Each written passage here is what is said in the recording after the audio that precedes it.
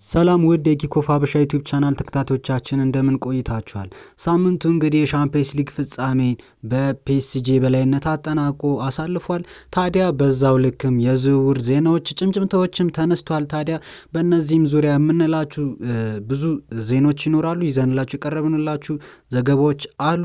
ታዲያ እናንተም ቪዲዮውን በፍቅር እየተከታተላችሁ ላይክ እንዲሁም ቻናሉንም ሰብስክራይብ እንድታደርጉ ሀሳብ አስተያየት ካለ ደግሞ ኮመንት ሴክሽን ላይ እንድታስቀምጡ ስል በአክብሮት እጠይቃለሁ። እንግዲህ ከዝውውር ዜናዎች መካከል ባርሴሎና የአርሰናሉን የመሃል አማካይ ጀነራሉን ቶማስ ፓርቴን ለማስፈረም በነፃ ዝውውር ለማስፈረም እንግዲህ ድርድር ላይ ናቸው እየተባለ ይገኛል እና አሁን ሰኔ ላይ እንደሚጠናቀቅ ይታወቃል እና የፓርቴ ኮንትራት በአርሰናል ያለው። ታዲያ ባርሴሎናም ይህን እድል በመጠቀም ተጫዋቹን በነፃ ለማስፈረም እየጣረ ነው ሲል ነው ዘሰን ይዞት የወጣው መረጃ የሚዘገበው። ታዲያ ባርሴሎናም እንደ ራሽፎርድ እንደ ሉዊስ ዲያዝ ያሉ አይነት ተጫዋቾች ላይ እንዲሁም እንደ ጋርናቾ ያሉ አይነት ተጫዋቾችም በባርሴሎና ራዳር ውስጥ ናቸው። ነገር ግን እስካሁን አልተወሰነም ማንን ማስፈረም እንደሚፈልጉና ግልጽ ነገር አልወጣም እየተባለ ይገኛል። ባርሴሎና እንግዲህ ቶማስ ፓርቴ ላይ ያለውን ፍላጎት ጠንከር ብሎበት ሄዷል ነው እየተባለ ያሉ ንግግሮችም ጀምሯል ከአርሰናል ጋር ማለት ነው። ሊቨርፑል ለበርነማውዙ የግራ ክንፍ ተከላካይ ሚሎስ ኬርኬዝ ይህ የ21 ዓመቱ ተጫዋች ለ40 ሚሊዮን ፓውንድ ለማቅረብ ዝግጅት ላይ ናቸው። ከተጫዋቹም ጋርም ቆየት ብለው እንደተስማሙ ይታወቃል። ታዲያ ጌሚ ስፖርት ይዞት እንደወጣው መረጃ ከሆነ 40 ሚሊዮን ፓውንድ የሚገመተውን ተጫዋች ለማስፈረም ብሩን ገንዘቡን ለማቅረብ ከክለቡ ጋር ዝግጅት ላይ ናቸው እየተባለ ይገኛል። ታዲያ በዚሁ ከሊቨርፑል ጋር ሳንወጣ ሚረር ይዞት የወጣው መረጃ አለ። ይህ እንግዲህ ትንሽ ግርምትን ሊፈጥር የሚችል ነው። ፍሎሪያን ዊርትዝ ላይ ትንሽ ከሊቨርኩሰን ጋር ብዙ ሊስማሙ አልቻሉም። ታዲያ የተጫዋቾቹን በቀይር መልክ ሊያቀርብ ይችላል ነው እየተባለ የሚገኘው። ይህም የሆነው እንግዲህ ሃርቬ ኤሊዮትን እና ጃሬል ኳንሳን በመቀየር ነው ለመቀየር ነው እያሰቡ የሚገኙት ሲል ነው ሚረር ይዞት የወጣው መረጃ የሚዘግበው። ታዲያ ለሊቨርፑል ነገር ያዋጣዋል ወይ ነው እየተባለ የሚገኙ። ምክንያቱም ሃርቬ ኤሊዮት ገና የሚያድግ ልጅ ነው እናውቃለን። እንዲሁም ጃሬል ኳንሳም ጥሩ ተከላካይ ነው። ጥሩ ያው አንዳንድ ስህተቶችን ቢኖሩ ያው እንደ ልጅነቱ ነው ማለት ይቻላል። ታዲያ ግን እነዚህን ሁለት ተጫዋቾች ለአንድ ተጫዋች ለፍሎሪያን ዊርትዝ ከ100 ሚሊዮን ፓውንድ በላይ ለተገመተው ተጫዋች መቀየር መፍትሄ ይሆናል ወይ የሚለውን አብረን የምንመለከት ይሆናል። ኢፕስዊች የ21 ዓመት አጥቂውን ሊያም ዴላፕ ላይ 30 ሚሊዮን ፓውንድ ማግኘቱን የተገለጸው ቼልሲ ይህን ተጫዋች ማስፈረሙ ይፋ ሆኗል፣ እርግጥ ሆኗል።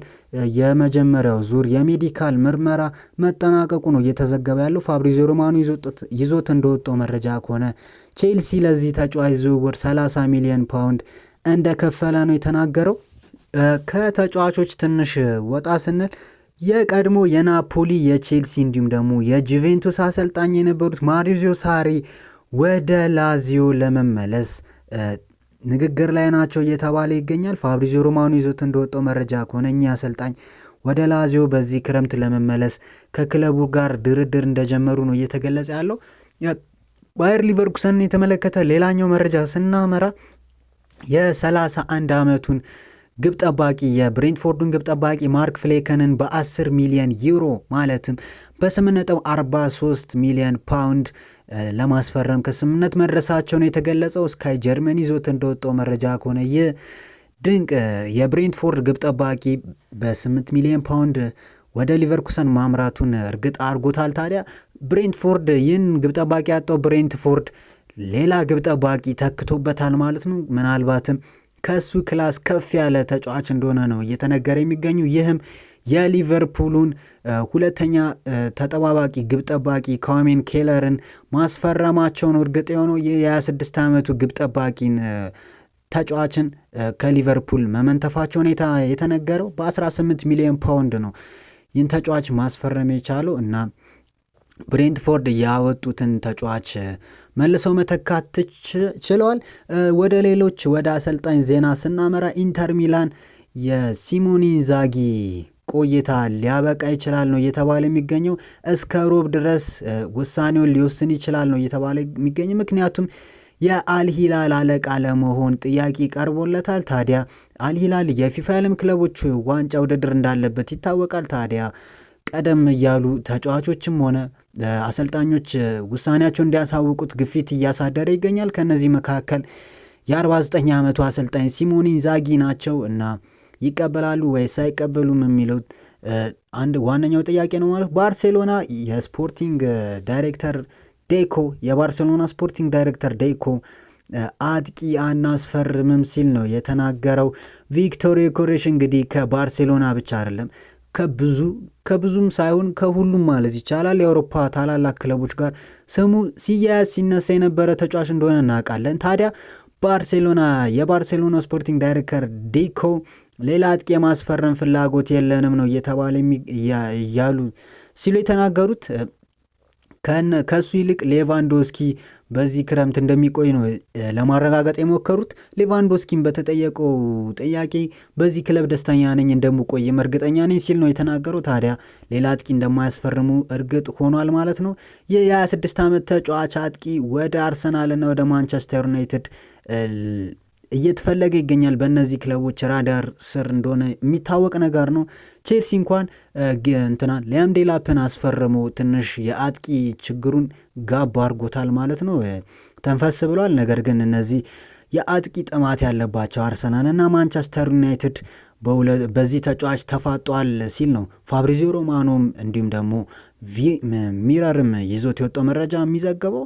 ታዲያ የተጫዋች ወዴት ያመራል የሚለው ጥያቄ ዋናው አጓጊ ነገር ነው። ይህን ክረምት እንግዲህ ምንመለከተው ይሆናል። የጀርመናዊው የባርሴሎና ግብ ጠባቂ ማርክ-አንድሬ ተር ስቴገን ሌላው በባርሳ ዙሪያ የወጣ ዜና አለው።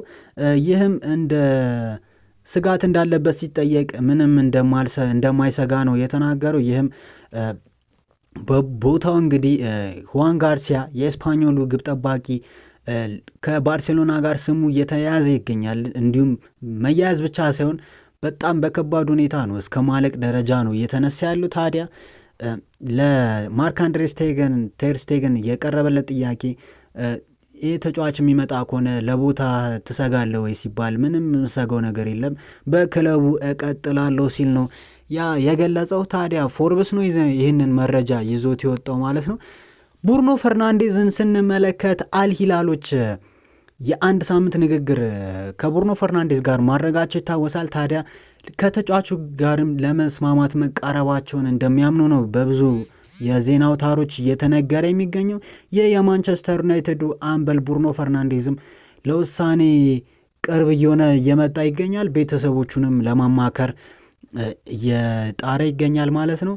ወደ ሳውዲ የሚያደርገውን ጉዞ ለቤተሰቦቹም ተስማሚ እና ምቹ የሚሆን ከሆነ ብቻ ነው እየተባለ ይገኛል። እናም ሳውዲ ደግሞ ለዚህ ጣጣ የለባትም፣ እንደሚገባው ሁላ አመቻችታ እንደምትቀበለው ነው እርግጥ የሆነው ነገር።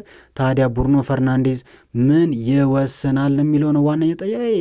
አልሂላሎች በሂሳብ ዙሪያ ምንም አይነት ችግር የለባቸውም። ዩናይትድ የፈለገውን ቢል ብሩኖም የፈለገውን ቢል ምንም አይነት ችግር የለባቸውም። ወኪሉ ቅርብ ጊዜ ያክል ወደ ሳውዲ ተጉዞ ከአልሂላል ጋር መነጋገሩ ይታወሳል የብሩኖና አሁን ተመልሶ እንግዲህ ከማንቸስተር ዩናይትድ ጋር ለመነጋገር ወደ እንግሊዝ ከትሟል ማለት ነው። ይህን ሳምንታት እንግዲህ ምን እንመለከታለን የሚለው ዋነኛ ጥያቄው ነው ማለት ነው። በኪኮፍ አበሻ ዩቲዩብ ቻናል ስም ይዘንላቸው የመጣ ነው እነዚህ ወሳኝና አንገብጋቢ ዜናዎችን እነዚህን ይመስላሉ። እናንተም በዜናው አዳዲስ ዜናዎችን ከሰማችሁበት ቪዲዮ ላይክ እንዲሁም ቻናሉንም ሰብስክራይብ በማድረግ ሀሳብ አስተያየታችሁንም ደግሞ ኮሜንት ሴክሽን ላይ በማሳወቅ ቤተሰብ እንድትሆኑ ስላሳስባለሁ። በቀጣይ ቪዲዮ እስክንገናኝ ድረስ ሰላም።